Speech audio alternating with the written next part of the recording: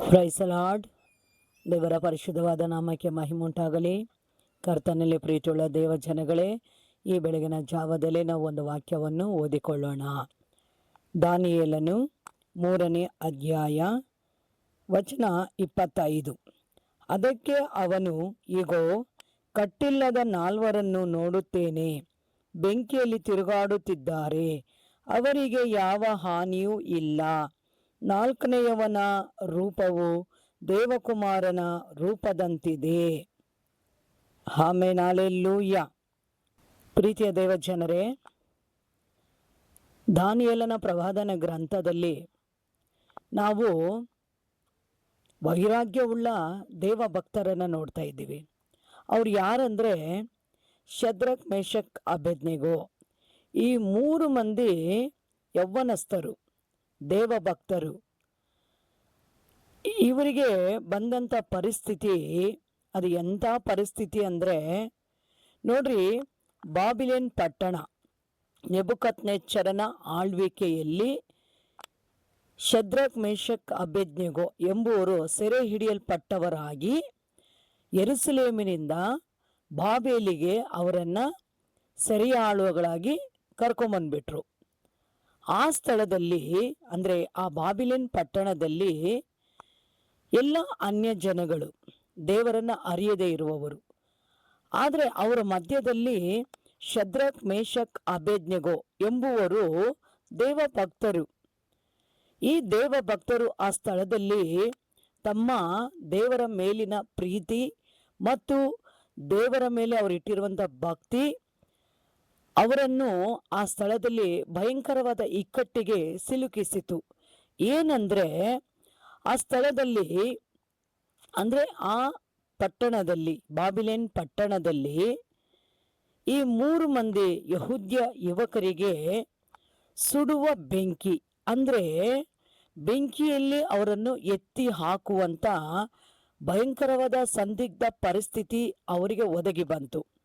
ಕಾರಣ ಇಷ್ಟೇ, ಪ್ರತಿಮೆಗೆ ಯಾರು ಅಡ್ಡ ಬೀಳೋದಿಲ್ವೋ ಅವರನ್ನು ಎತ್ತಿ ಬೆಂಕಿಯಲ್ಲಿ ಹಾಕುತ್ತಾರೆ ಎಂಬ ರಾಜಾಜ್ಞೆ ನೆಬೂಕದ್ನೆಚ್ಚರನು ಈ ರೀತಿಯಾಗಿ ಒಂದು ಆಜ್ಞೆನ ಹೊರಡಿಸ್ತಾನೆ. ಬಾಬಿಲೋನ್ ಪಟ್ಟಣದಲ್ಲಿರುವಂಥ ಸಮಸ್ತ ಜನರು ಏನು ಮಾಡ್ತಾರೆ, ಆ ಪ್ರತಿಮೆಗೆ ಅಡ್ಡ ಬೀಳ್ತಾರೆ. ಆದರೆ ಸತ್ಯ ದೇವರನ್ನು ಅರಿತಿರುವಂಥ, ಜೀವವುಳ್ಳ ದೇವರನ್ನು ಆರಾಧಿಸುವಂಥ ಈ ದೈವ ಭಕ್ತರು ಮಾತ್ರ ಆ ಪ್ರತಿಮೆಗೆ ಅಡ್ಡ ಬೀಳೋದಿಲ್ಲ. Amen, hallelujah. ಪ್ರೀತಿಯ ದೇವ ಜನರೇ, ಈ ಬಾಬಿಲೋನ್ ಪಟ್ಟಣದ ರಾಜನಾಗಿರುವಂಥ ನೆಬೂಕದ್ನೆಚ್ಚರನು ಅವರಿಗೆ ಸುಮಾರು ಸಾರಿ ಹೇಳ್ತಾನೆ, ಅಡ್ಡ ಬೀಳ್ರಿ, ಇಲ್ಲ ಅಂದರೆ ನಿಮ್ಮನ್ನ ಎತ್ತಿ ಬೆಂಕಿಯಲ್ಲಿ ಹಾಕ್ತೇವೆ ಅಂತ.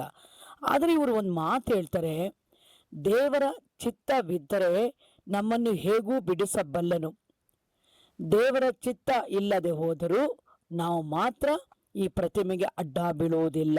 ಆಮೆನ್. ನೋಡಿ ಪ್ರೀತಿಯ ದೇವ ಜನರೇ, ಅವರಲ್ಲಿದ್ದಂಥ ಭಕ್ತಿ ವೈರಾಗ್ಯ ಅವರನ್ನು ಯಾವ ಮಟ್ಟಿಗೆ ಆ ಪಟ್ಟಣದಲ್ಲಿ ಅವ್ರನ್ನ ನಡೆಸ್ತಾ ಇದೆ ನೋಡ್ರಿ ದೇವ ಜನರೇ. ಅವರು ಹೇಳ್ತಾ ಇದ್ದಾರೆ, ಒಂದು ವೇಳೆ ಈ ಬೆಂಕಿಯಲ್ಲಿ ನಮ್ಮನ್ನು ಹಾಕಿ ನೀನು ಸುಟ್ಟಾಕಿದ್ರೆ ನಾವೇನು ಮಾಡ್ತೀವಿ, ದೇವರ ರಾಜ್ಯದಲ್ಲಿ ಹೋಗಿ ದೇವರೊಟ್ಟಿಗೆ ನಿತ್ಯ ನಿತ್ಯ ಕಾಲಕ್ಕೂ ನಾವು ಜೀವಿಸ್ತೀವಿ.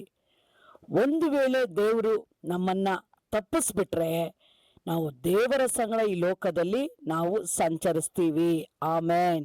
ನೋಡಿದ್ರ ಪ್ರೀತಿಯ ದೇವ ಜನರೇ, ಯೇಸು ಸ್ವಾಮಿ ನಮಗಾಗಿ ಈ ಲೋಕಕ್ಕೆ ಬಂದ, ದಾಸನ ರೂಪವನ್ನು ಧರಿಸಿಕೊಂಡ, ಪ್ರೀತಿಯಿಂದಲೇ ಭಾರವಾದ ಶಿಲುಬೆಯನ್ನು ಹೊತ್ತುಕೊಂಡ, ಪ್ರೀತಿಯಿಂದಲೇ ಮುಳ್ಳಿನ ಕಿರೀಟವನ್ನು ಧರಿಸಿಕೊಂಡ, ನಮ್ಮ ಶಾಪಗಳನ್ನು ಆಶೀರ್ವಾದವಾಗಿ ಮಾರ್ಪಡಿಸಿದ.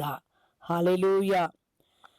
ಪ್ರೀತಿಯಿಂದಲೇ ಯೇಸು ಸ್ವಾಮಿ ತನ್ನ ಶರೀರದಲ್ಲಿರುವಂಥ ಎಲ್ಲ ರಕ್ತ ಅಂದರೆ ಕೊನೆ ಹನಿ ರಕ್ತವನ್ನು ಸಹ ನಮಗಾಗಿ ಸುರಿಸಿಬಿಟ್ಟ. ಪ್ರಿಯ ದೇವ ಜನರೇ, ಈ ಪಟ್ಟಣದಲ್ಲಿ ಈ 3 ಮಂದಿ ಯುವಕರು ಈ ರೀತಿಯಾಗಿ ವೈರಾಗ್ಯವಾಗಿ ನಿಂತಿದ್ದಾರೆ. ರಾಜನಿಗೆ ಕೋಪ ಬಂದು ಮಂತ್ರಿಗಳಿಗೆ ಆಜ್ಞೆ ಮಾಡ್ತಾನೆ, ಅವರನ್ನು ಎತ್ತಿ ಹಾಕ್ರಿ ಆ ಬೆಂಕಿಯ ಒಳಗಡೆ ಅಂತ. ಈಗ ಅವ್ರೇನು ಮಾಡಿದ್ರು, ಇವರ ಕೈ ಕಾಲುಗಳನ್ನು ಕಟ್ಟಿ ತಗೊಂಡೋಗಿ 3 ಮಂದಿಯನ್ನ ಬೆಂಕಿ ಒಳಗೆ ಹಾಕ್ಬಿಟ್ರು. ಹಾಲೆಲೂಯ. ಎತ್ತಿ ಹಾಕಿದವರನ್ನೇ ಆ ಬೆಂಕಿ ಸುಟ್ಟಾಕ್ಬಿಡ್ತಂತೆ ನೋಡ್ರಿ. ಅಷ್ಟು ತೀಕ್ಷ್ಣವಾಗಿ ಆ ಬೆಂಕಿ ಆ ಪಟ್ಟಣದಲ್ಲಿ ಉರಿತಾ ಇದೆ. ದೇವ ಜನರನ್ನು ಸುಡುವ ಬೆಂಕಿ ಉರಿತಾ ಇದೆ. ಆದ್ರೆ ನಾವು ವಾಕ್ಯದಲ್ಲಿ ನೋಡ್ತಾ ಇದ್ದೀವಿ, ಕಟ್ಟಿಲ್ಲದ 4 ನಾನು ನೋಡುತ್ತಿದ್ದೇನೆ.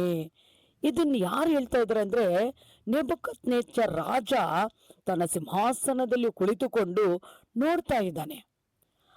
ನಾನು ಎತ್ತಿ ಹಾಕಿದ್ದು 3 ಮಂದಿಯನ್ನ, ಆದ್ರೆ ಬೆಂಕಿಯ ಮಧ್ಯದಲ್ಲಿ 4 ಮಂದಿ ಕಾಣಿಸ್ತಾ ಇದ್ದಾರಲ್ವಾ. 4ನೇವನು ಎಲ್ಲಿಂದ ಬಂದ, 4ನೇವನು ಯಾರಾಗಿರಬಹುದು ಎಂದು ಆತ ಏನ್ ಮಾಡ್ತಾನೆ, ಬೆಚ್ಚು ಬಿದ್ದು ಸಿಂಹಾಸನದಿಂದ ಮೇಲಕ್ಕೆ ಎದ್ದು ಆತನು ಬೆಂಕಿಯ ಹತ್ತಿರಕ್ಕೆ ಬಂದು ನೋಡ್ತಾ ಇದ್ದಾನೆ. ಆತನ ಕಣ್ಣಿಗೆ 4 ಮಂದಿ ಕಾಣಿಸ್ತಾ ಇದ್ದಾರೆ. ಹಾಲೆಲೂಯ. ಪ್ರೀತಿಯುಳ್ಳ ದೇವ ಜನರೇ, ಕರ್ತನು ನಮ್ಮನ್ನು ಎಂದಿಗೂ ಕೈ ಬಿಡೋದಿಲ್ಲ. ಆತ ನಮ್ಮನ್ನು ಎಂದಿಗೂ ತಳ್ಳಿ ಬಿಡುವುದಿಲ್ಲ. ದೇವ್ರು ಹೇಳ್ತಾರೆ, ಯುಗದ ಸಮಾಪ್ತಿವರೆಗೂ ನಾನು ನಿಮ್ಮ ಸಂಗಡ ಇರುತ್ತೇನೆ. ಹಾಲೆಲೂಯ. ಈ ಲೋಕವೇ ನಿಮ್ಮನ್ನು ಕೈ ಬಿಟ್ಟರು ನಾನು ನಿಮ್ಮನ್ನು ಕೈ ಬಿಡೋದಿಲ್ಲ ಅಂತ ದೇವರು ಹೇಳಿದ್ದಾರೆ. ದೇವ ಜನರೇ, ಅವರು ಒಳಗಡೆ ಹೋಗುವಾಗ 3 ಮಂದಿಯಾಗಿ ಹೋದ್ರು. ಆದರೆ ಆ 3 ಮಂದಿ ಆ ಬೆಂಕಿಯ ಮಧ್ಯದಲ್ಲಿ ತಿರುಗಾಡ್ತಾ ಇದ್ದಾರೆ. ಯಾವ ರೀತಿ ದೇವರನ್ನ ಆರಾಧನೆ ಮಾಡ್ಕೊಂಡು ತಿರುಗಾಡ್ತಾ ಇದ್ರೆ. ನಾವು ಆರಾಧಿಸುವ ದೇವರು ಜೀವವುಳ್ಳ ದೇವರು ನೋಡ್ರಿ. ಅಗ್ನಿಯ ಜ್ವಾಲೆಯನ್ನು ತಣ್ಣಗೆ ಮಾಡುವಂತ ದೇವರು ಆ ಬೆಂಕಿಯ ಮಧ್ಯದಲ್ಲಿ ನಡೆದಾಡ್ತಾ ಇದ್ದಾರೆ. ತನ್ನ ಭಕ್ತರ ಸಂಗಡ ದೇವರು ಅಲ್ಲಿ ಸಂಚರಿಸ್ತಾ ಇದ್ದಾನೆ. ಯಾಕಂದ್ರೆ ನಾನು ನಿಮ್ಮ ಸಂಗಡ ಇದ್ದೇನೆ. ಹೌದು, ನಾನು ನಿಮ್ಮ ಸಂಗಡ ಇದ್ದೇನೆ ಎಂದು ನಿರೂಪಿಸುವುದಕ್ಕಾಗಿಯೇ ದೇವರ ಸ್ಥಳದಲ್ಲಿ ಆ ಬೆಂಕಿಯ ಮಧ್ಯದಲ್ಲಿ ಅವರ ಸಂಗಡ ನಡೆದಾಡ್ದ. Amen, hallelujah. ನೋಡ್ರಿ, ಅವರಿಗೆ ಯಾವ ಹಾನಿಯೂ ಆಗ್ಲಿಲ್ವಂತೆ. ಬೆಂಕಿ ಅಂದ್ರೆ ಎಲ್ಲರಿಗೂ ಭಯ. ಬೆಂಕಿ ಕೈಗೋ ಕಾಲ್ಗೋ ಮುಖಕ್ಕೋ ಆ ಹಬೆ ಹೊಡೆದು ಬಿಟ್ರೆ ಸುಟ್ಟೋಗುತ್ತೆ, ಗುಳ್ಳೆ ಬಂದ್ಬಿಡುತ್ತೆ, ಗಾಯ ಆಗುತ್ತೆ, ಉರಿ ಆಗುತ್ತೆ. ಹಲ್ಲೆಲೂಯ. ಆದ್ರೆ ಈ ದೈವ ಭಕ್ತರು ಬೆಂಕಿಯ ಮಧ್ಯದಲ್ಲಿ ನಡೆದಾಡ್ತಾ ಇದ್ದಾರೆ, ದೇವರನ್ನ ಆರಾಧನೆ ಮಾಡ್ತಾ ಇದ್ದಾರೆ. Amen, hallelujah. ಪ್ರೀತಿಯ ದೇವ ಜನರೇ, ದೇವ ಭಕ್ತರನ್ನು ಕಾಪಾಡಿದ ದೇವರು ಬೆಂಕಿಯ ಮಧ್ಯದಲ್ಲಿ ಇಳಿದು ಬಂದು ತನ್ನ ಭಕ್ತರ ಸಂಗಡ ಸಂಚರಿಸಿದ ದೇವರು ಇವತ್ತು ನಮ್ಮ ಸಂಗಡ ಇದ್ದಾನೆ, ನಮ್ಮ ಜೊತೆಯಲ್ಲಿದ್ದಾನೆ. ಹೌದು, ಇದನ್ನು ನಿರೂಪಿಸಿ ತೋರಿಸ್ತಾ ದೇವರು ಈ ಲೋಕದಲ್ಲಿ. ನೋಡಿದ್ರ ಪ್ರೀತಿಯ ದೇವ ಜನರೇ, ಕರ್ತನು ಮಹಾಶಕ್ತನು. ಈ ಲೋಕವನ್ನು ನಮಗಾಗಿ ಸೃಷ್ಟಿ ಮಾಡಿದ ದೇವರು. ಹೌದು, ಈ ಸುಂದರವಾದ ಲೋಕ, ಈ ಜಗತ್ತು ದೇವರು ತನ್ನ ಮಕ್ಕಳಿಗಾಗಿಯೇ ಸೃಷ್ಟಿ ಮಾಡಿ ನಮಗೆ ಕೊಟ್ಟಿದ್ದಾನೆ. ಹಲ್ಲೆಲೂಯ. ಎಂಥ ಸಂದಿಗ್ಧ ಪರಿಸ್ಥಿತಿ, ಎಂಥ ಇಕ್ಕಟ್ಟಿನ ಪರಿಸ್ಥಿತಿಗಳು ಬಂದರೂ ಸಹ ದೇವರು ನಮ್ಮ ಮಧ್ಯದಲ್ಲಿದ್ದಾರೆ, ದೇವರು ನಮ್ಮ ಜೊತೆಯಲ್ಲಿದ್ದಾರೆ. ನಮ್ಮನ್ನೆಂದಿಗೂ ಕೈ ಬಿಡೋದಿಲ್ಲ. ನಮ್ಮ ಸಂಗಡನೆ ಅವರು ನಡೀತಾರೆ, ನಮ್ಮ ಜೊತೆಯಲ್ಲೇ ಅವರಿದ್ದಾರೆ. ಯಾವತ್ತಿಗೂ ದೇವ್ರು ಇಲ್ಲವಲ್ಲ, ದೇವ್ರು ನನ್ನ ಕೈ ಬಿಟ್ಬಿಟ್ನಾ, ದೇವ್ರು ನನ್ನ ಮರ್ತು ಬಿಟ್ನಾ, ದೇವ್ರು ನನ್ನ ಪ್ರಾರ್ಥನೆ ಕೇಳ್ತಾ ಇಲ್ವೇ, ದೇವ್ರು ನನ್ನ ನೋಡ್ತಾ ಇಲ್ವೇ ಅಂತ ನಾನು ನೀನು ಹೇಳ್ಬಹುದು. ಇಲ್ಲ ಪ್ರೀತಿಯ ದೇವ ಜನರೇ, ದೇವ್ರು ನಮ್ಮ ಜೊತೆಯಲ್ಲಿದ್ದಾರೆ, ಮರಿಬೇಡ್ರಿ. ದೇವ್ರು ನಮ್ಮ ಜೊತೆಯಲ್ಲೇ ಇದ್ದಾರೆ. ಹಲ್ಲೆಲೂಯ. ದೇವರ ಪರಿಶುದ್ಧವಾದ ನಾಮಕ್ಕೆ ಮಹಿಮೆ ಉಂಟಾಗಲಿ. ಪ್ರೀತಿಯುಳ್ಳ ದೇವ ಜನರೇ, ಶದ್ರಕ್, ಮೇಷಕ್, ಅಬೇದ್ನೆಗೋ ಯಾವ ರೀತಿ ಸುಡುವ ಅಗ್ನಿಯ ಮಧ್ಯದಲ್ಲಿ ತಳ್ಳಲ್ಪಟ್ಟರು. ಅವರು ದೇವರ ಮೇಲಿನ ಪ್ರೀತಿಯಾಗಲಿ ಭಕ್ತಿಯಾಗಲಿ ಅವರು ಬಿಡದೆ ಅವರು ವೈರಾಗ್ಯವಾಗಿ ತಮ್ಮನ್ನು ಕ್ರಿಸ್ತನಲ್ಲಿ ಕಾಪಾಡಿಕೊಂಡ ರೀತಿಯಲ್ಲಿ ನಾವು ಸಹ ಅಗ್ನಿಯಂಥ ಸಮಸ್ಯೆಗಳು, ಜ್ವಾಲೆಯಂಥ ಭಯಂಕರವಾದಂಥ ಹೋರಾಟಗಳು ನಮಗೆ ಎದುರಾಗಿ ಬಂದರೂ ಭಯಪಡಬೇಡ್ರಿ. ದೇವ್ರು ನಮ್ಮ ಜೊತೆಯಲ್ಲಿದ್ದಾನೆ. ನಿರೂಪಿಸಿ ತೋರಿಸಿದ ನೋಡ್ರಿ, ದೇವಕುಮಾರನ ರೂಪದಂತಿದೆ ಅಂತ ನೆಬೂಕದ್ನೆಚ್ಚರನ ಬಾಯಿಂದನೇ ದೇವರು ಮಾತಾಡಿಸಿದ. ಹಲ್ಲೆಲೂಯ. ಪ್ರೀತಿಯ ದೇವ ಜನರೇ, ಅವರ ಶಲ್ಯ ಸುಟ್ಟಿಲ್ಲ, ಕೂದಲು ಸುಟ್ಟಿಲ್ಲ, ಅವರ ಶರೀರಕ್ಕೆ ಯಾವ ಒಂದು ಗಾಯ ಆಗಿಲ್ಲ. ಆಮೇನ್, ಹಲ್ಲೆಲೂಯ. ಯಾಕೆ ಹೇಳ್ರಿ? ದೇವ್ರ ಜೊತೆಲಿರೋದ್ರಿಂದ ಹಾನಿ ಆಗೋದಕ್ಕೆ ಬಿಡೋದಿಲ್ಲ, ಕೇಡು ಮಾಡೋದಕ್ಕೆ ಬಿಡೋದಿಲ್ಲ, ಅಪಾಯ ಸಂಭವಿಸೋದಕ್ಕೆ ದೇವರು ನಮ್ಮನ್ನು ಬಿಡೋದಿಲ್ಲ. ಪ್ರೀತಿಯ ದೇವ ಜನರೇ, ಎಂಥ ಪ್ರೀತಿಯುಳ್ಳ ದೇವರಲ್ವಾ ಯೇಸು. ಇಂಥ ದೇವರನ್ನು ನಂಬಿರುವಂಥ ನಾವೇ ಧನ್ಯರು.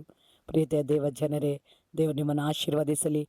ಈ ವಾಕ್ಯವನ್ನು ಕೇಳಿದಂಥ ನಿಮ್ಮ ಪ್ರತಿಯೊಬ್ಬೊಬ್ಬರನ್ನು ದೇವರು ಈ ಕಡೆಸಿ ಕಾಲದಲ್ಲಿ ವೈರಾಗ್ಯವಾಗಿ ನಿಮ್ಮನ್ನು ಬೆಳೆಸಲಿ. ಭಕ್ತಿಪೂರ್ವಕವಾಗಿ ನಾವು ಈ ಸಮಯದಲ್ಲಿ ಕಣ್ಮುಚ್ಚಿ ಪ್ರಾರ್ಥನೆ ಮಾಡೋಣ. ಹಾಲೆಲೂಯಾ, ಸ್ತೋತ್ರ. ಬೆಂಕಿಯ ಮಧ್ಯದಲ್ಲಿ ತಿರುಗಾಡಿದಂಥ ಅಗ್ನಿ ಸದೃಶ್ಯನಾದಂಥ ದೇವಾದಿ ದೇವನೇ, ಒಳ್ಳೆಯ ಸಮಯಕ್ಕಾಗಿ ಸ್ತೋತ್ರ ಮಾಡುತ್ತೇನೆಪ್ಪ. ಈ ವಾಕ್ಯವನ್ನು ಕೇಳಿರುವಂಥ ಪ್ರತಿಯೊಬ್ಬೊಬ್ಬರ ಜೀವಿತದಲ್ಲಿ ಸ್ವಾಮಿ ಅಯ್ಯ, ಏನೇ ಕಷ್ಟ, ಸಮಸ್ಯೆ, ಹೋರಾಟಗಳು ಕರ್ತನೆ ಸಂಭವಿಸಿದರು ಎಸಯ್ಯ, ಶದ್ರಕ್, ಮೇಷಕ, ಅಬೇದ್ನೆಗೋ ಅವರ ಹಾಗೆ ಸ್ವಾಮಿ ಅಪ್ಪ, ಅದರ ಮಧ್ಯದಲ್ಲಿ ನಿಂತು ಹೋರಾಡಿ ಜಯಿಸಿ ಜಯಗೊಂಡವರಾಗಿ ಸ್ವಾಮಿ ಮುನ್ನುಗ್ಗಲು ಸಹಾಯ ಮಾಡಪ್ಪ. ಪ್ರಾರ್ಥನೆ ಕೇಳಿ ಹಾಗೆ ಮಾಡಿದ ದೇವರಿಗೆ ಸ್ತೋತ್ರ. ಯೇಸು ಕ್ರಿಸ್ತನ ನಾಮದಲ್ಲಿ ತಂದೆ, ಆಮೇನ್. ಹಲ್ಲೆಲೂಯಾ. ಈ ವಿಡಿಯೋ ನಿಮಗೆ ಇಷ್ಟವಾಗಿದ್ದರೆ ಲೈಕ್ ಮಾಡಿರಿ, ಶೇರ್ ಮಾಡಿರಿ ಮತ್ತು ಸಬ್ಸ್ಕ್ರೈಬ್ ಮಾಡಿರಿ. ದೇವರು ನಿಮ್ಮನ್ನು ಆಶೀರ್ವದಿಸಲಿ.